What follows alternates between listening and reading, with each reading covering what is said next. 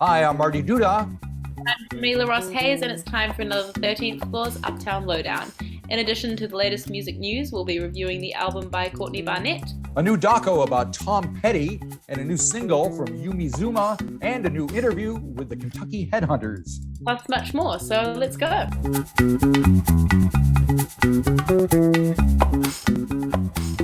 All right, we're going to start out with the 13th Floor music news for this week. What do we got? We're starting with some good news, which is Britney is free.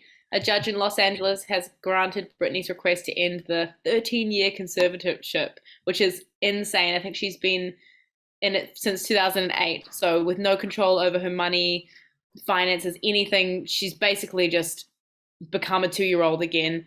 And now she's free. So that's amazing. Yes, I've seen the doco, and it's good. Definitely, was getting the wrong end of the deal there. So good to see she's hopefully going to be feeling better and having a better life.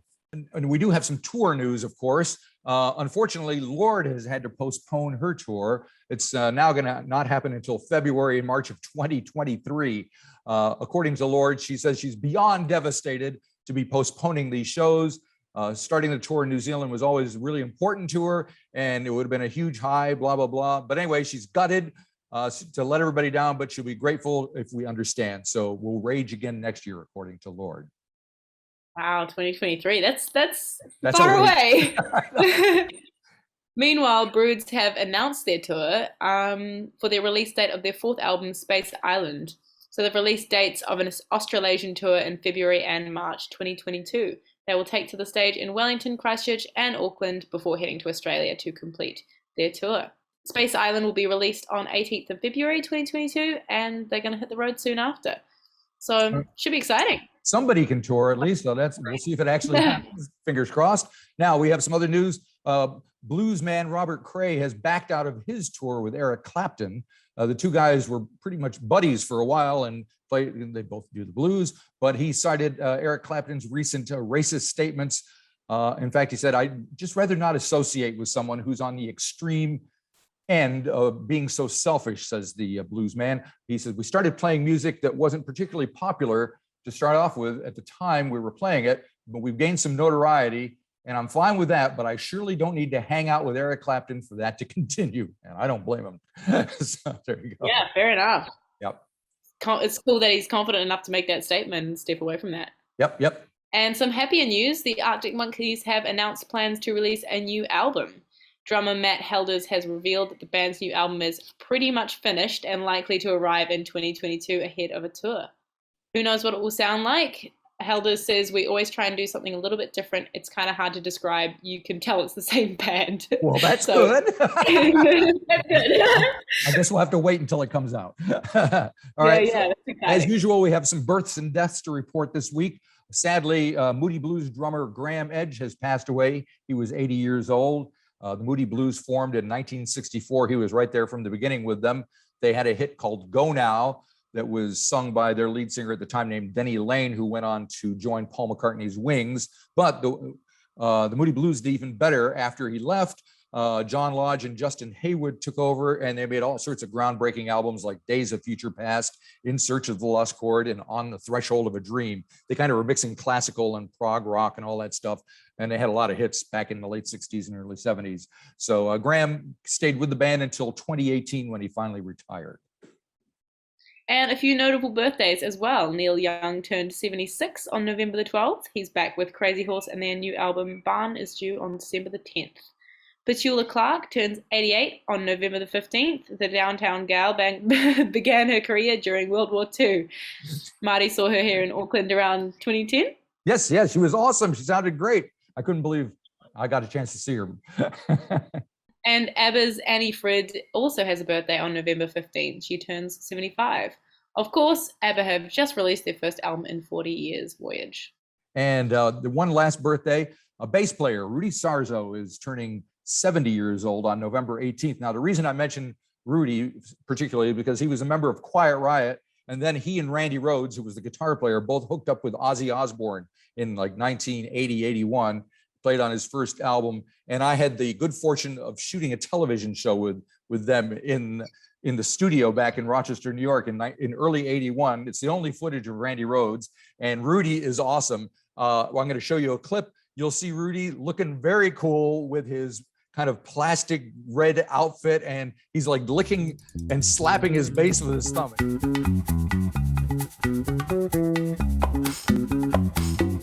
This is our album review segment. We're looking this week at Courtney Barnett's Things Take Time, Take Time. It's Courtney's third or fourth album, if you count the one she did with Kurt Vile. And we'll play the latest video, If I Don't Hear From You Tonight. And it's so quiet outside with this curfew lullaby.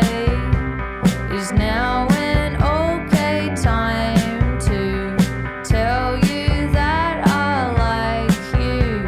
I'll wait for your reply. Wait for your reply. If I don't hear from you tonight, if I don't hear from you tonight.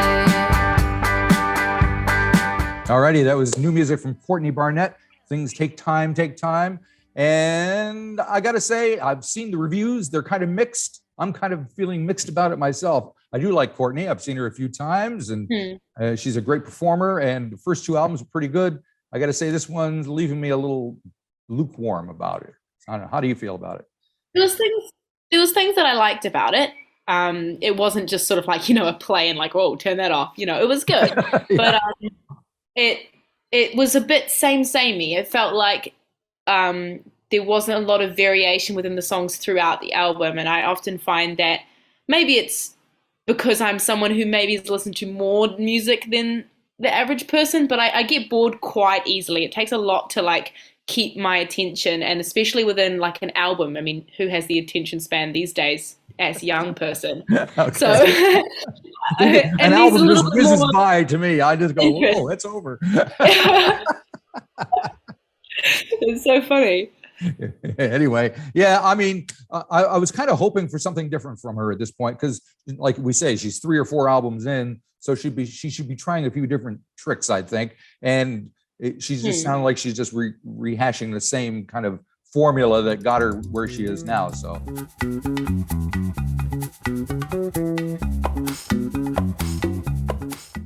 Okay, we're going to take a look at our film of the week. It's actually a music documentary that is available for free up on YouTube.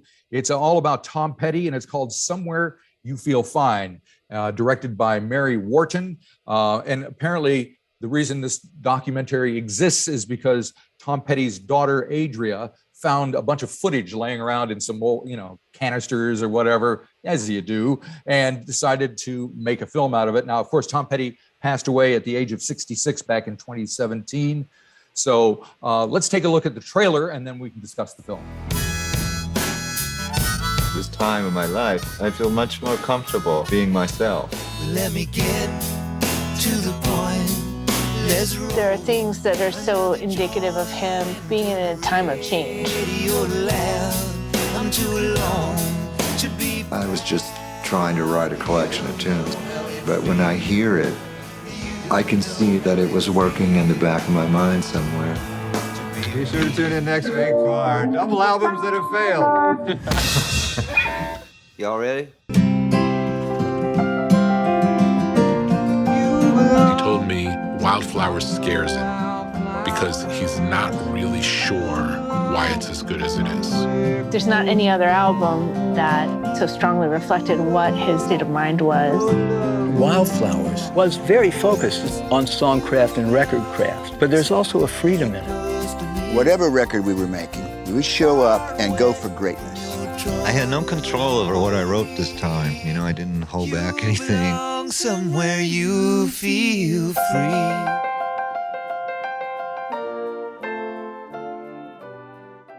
Okay, Tom Petty, are you a fan? Do you know anything about him? Is he way before your time? He's someone that my dad used to listen to. So yeah.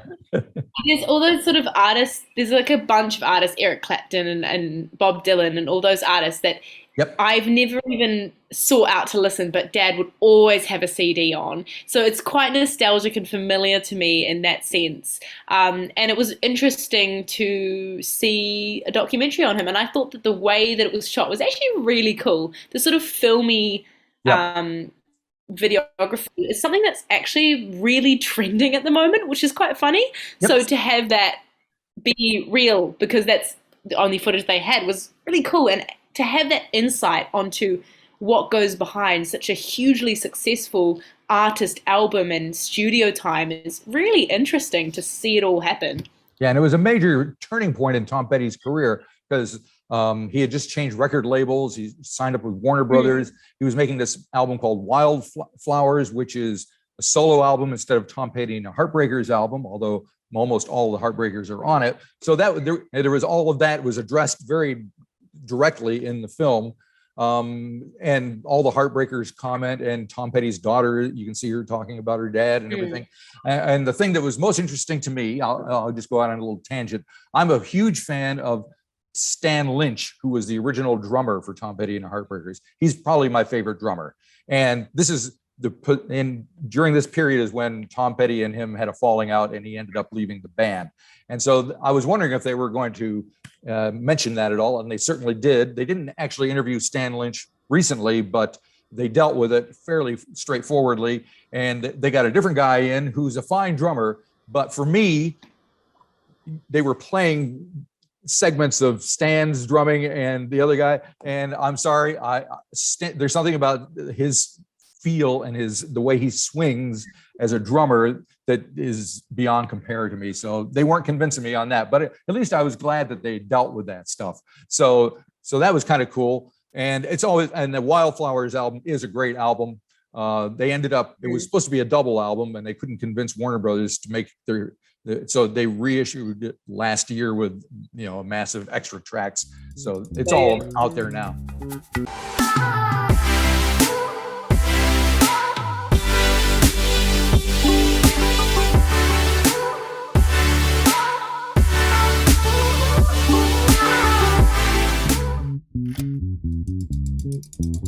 For this week's single of the week, we have Yumi Zuma with their song Mona Lisa. Shall we check it out first, and then we'll talk about it? I think we can give it a look. Wind blows through the alley here on the darkest nights of June. I thought I saw a glimpse of your reflection, but that vision wasn't you.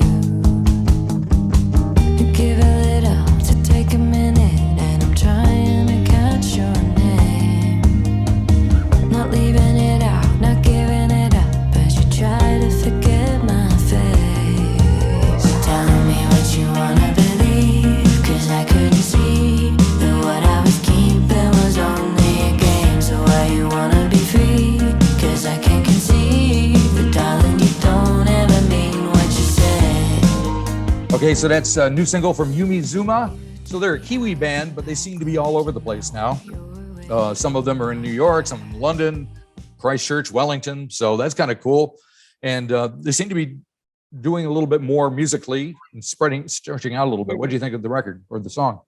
I thought it was really cool. It was really sort of like relaxed, sort of indie, but not in this sort of high energy way that a lot of indie music is. And in that way, it kind of just washes over you. And I felt like, which is really interesting to know that there, lots of different people coming together. It did feel like a mashing of talents. You know what I mean? Like you get sort of like different people from different places who come together and make cool music. And yeah, it stood out to me as on the sort of new releases, because it was quite different to a lot of the stuff that's coming out at the moment. And I think they will manage to tour here next year, early next year. So it'll be something to look forward to as well. In case you were planning on going to see Lord at every show, and now you're looking for something to do.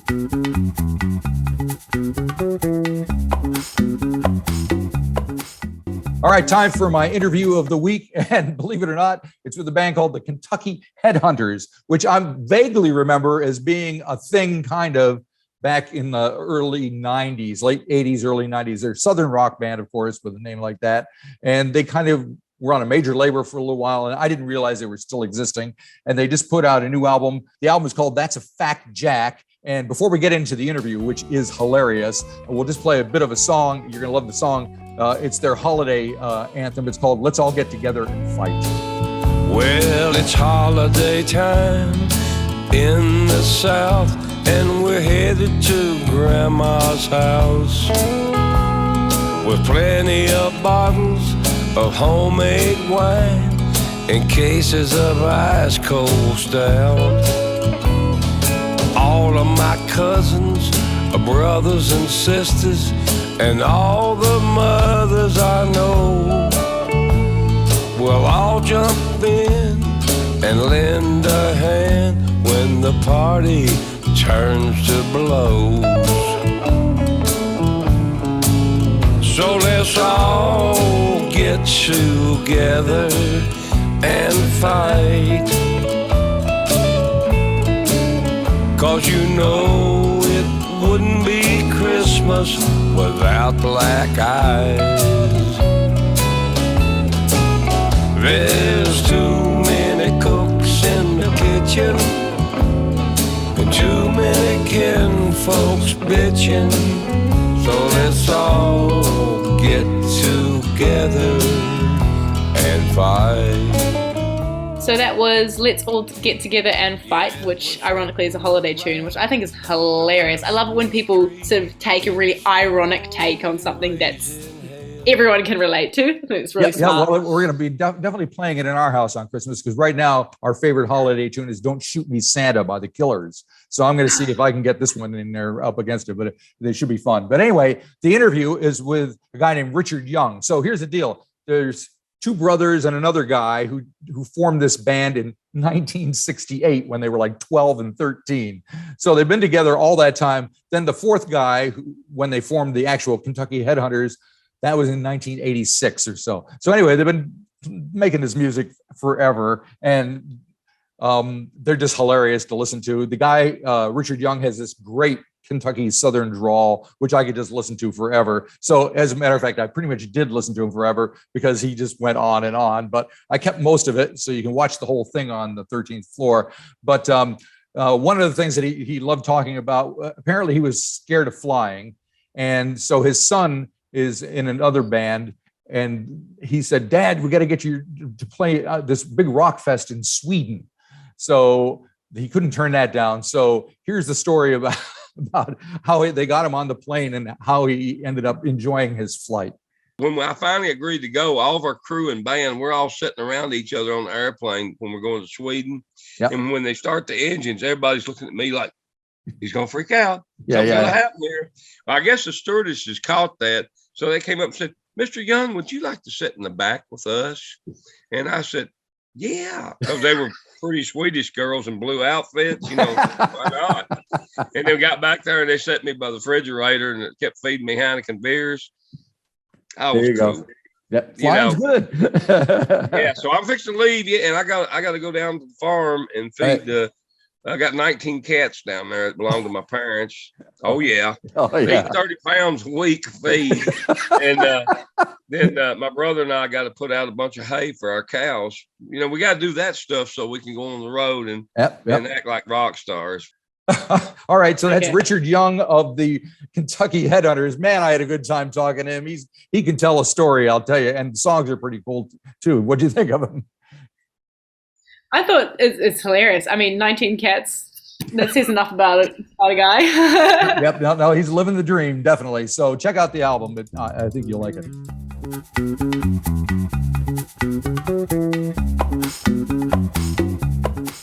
Okay, time for our up-and-coming artist of the week here on the Uptown Lowdown. And as usual, we leave this one up to Jemilah. Who do you got this week?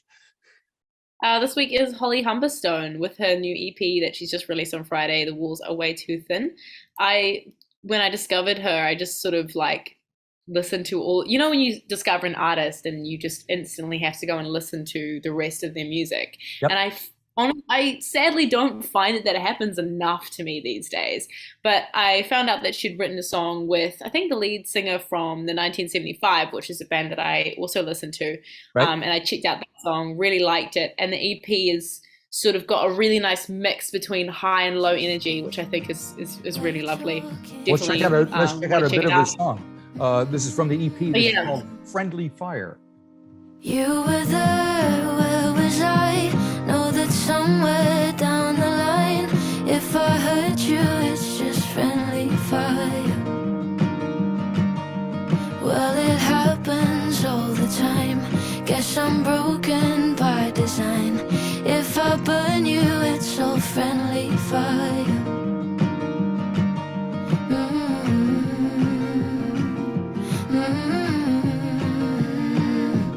All right, that's our up-and-coming artist of the week. Her name is Holly Humberstone, and she has an EP out called The Walls Are Way Too Thin. Sounded pretty good, don't you think?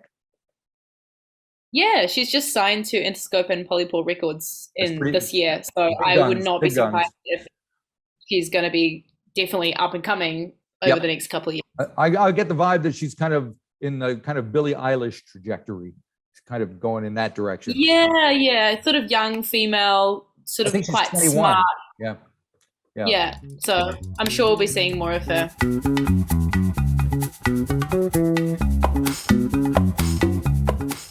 Okay, one more segment here on the 13th Floor's Uptown Lowdown. We're going to preview a new album that we're looking forward to coming out on Friday. This one is by Robert Plant and Alison Kraus. It's called Raise the Roof. Of course, Robert Plant is the former lead singer of Led Zeppelin. Alison Kraus is a bluegrass musician, plays the fiddle, and sings really nicely. You wouldn't think they'd fit together, but they have already in the past. This is their second album together. They put out one in about 2007 called Raising Sand, and it got everybody all excited. And they were like, when are you going to do another one? When are you going to do another one? And of course, now here we are, 13 years later, and we finally have the other one. So we'll play a little bit of a track from Raise the Roof just to get your taste buds going, and then we'll come back and talk a little bit more about it. Told you, baby, one more time, don't make me sit all alone and cry when it's over. I know it, but I can't let go. I'm like a fish out of water and a cat in a tree. You don't even want to talk to me when it's over. I know it, but I can't let go. He won't take me back when I come around.